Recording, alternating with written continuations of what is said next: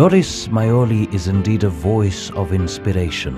In an age where success stories in the fight for breast cancer are much needed.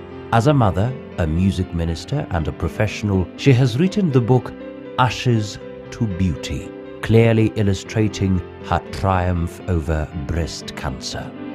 4 years ago, I was diagnosed with breast cancer, and over the next 2 years after that, it was a really difficult, traumatic time that I went through. I felt like everything was being removed from my life, everything that I felt was good. I was facing death, I was facing the loss of just the joy of living with my family, with my kids.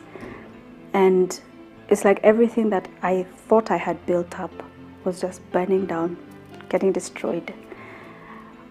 But then, out of all this, somehow, it's like God had burnt out the dross out of my life, and some beauty came out of it. My relationship with God, even my new relationship with my children and with my family. What it is now, it's amazing.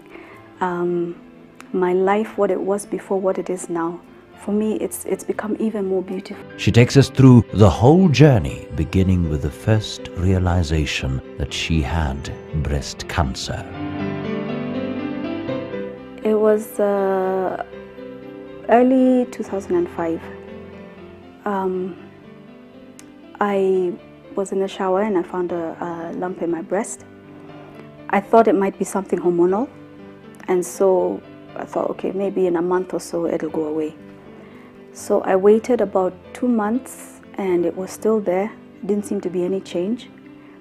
And I thought, I have 2 boys, and I thought if it turns out to be something that I should have done something about it, because I didn't, I die. What's going to happen to my kids? And I can't really, I can't blame anybody. So I thought, let me just go get it checked, just in case. So mid that year, it was about June, I went for a mammogram, did the test. They said, oh, it doesn't look like anything, come for the results. And I think it was in like 2 days. I went back, they said, okay, we have the results, it's a big lump, you'll have to get it out, but it doesn't look like it's anything, from the shape, but because of the size, it has to come out. So he told me go see a doctor, and I didn't know any oncologists. So they said, well, there's one just across, from the mammogram center. So I went to see him, and he told me the same thing. It doesn't look like anything, but because of the size, it'll have to come out. But just in case, let's do a fine needle aspiration. It's a test where they stick a needle in the lump and pull out tissue and go test it, and then check whether it's malignant or not. So we did that, and the same day, it was like a few hours later, the hospital called me, and they were like, on some pretext, they were like, oh, you haven't finished paying for this, and we can't finish finalizing the test, and what. But what it was, they actually wanted me to go like quickly. So I went, and they gave me an envelope and told me to go see the doctor, and I went and saw him. And I went into his office, and he opened the envelope, and he read, and he asked me, have you read this? I said, no. I said, oh, I'm sorry, Doris. I'm so sorry, Doris. So I was like, he said, well, it says you have cancer.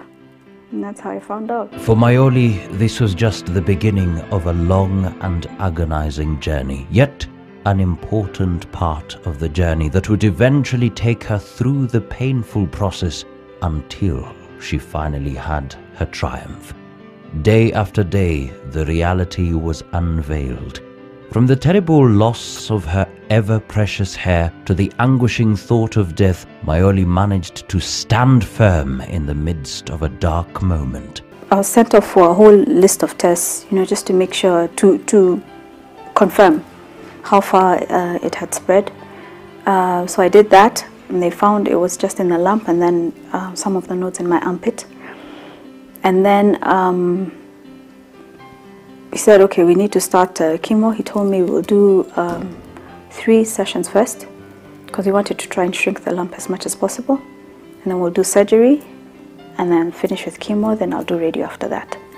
So I did 4 chemos at the beginning.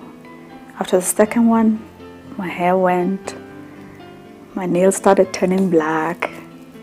Generally, it's just, you change.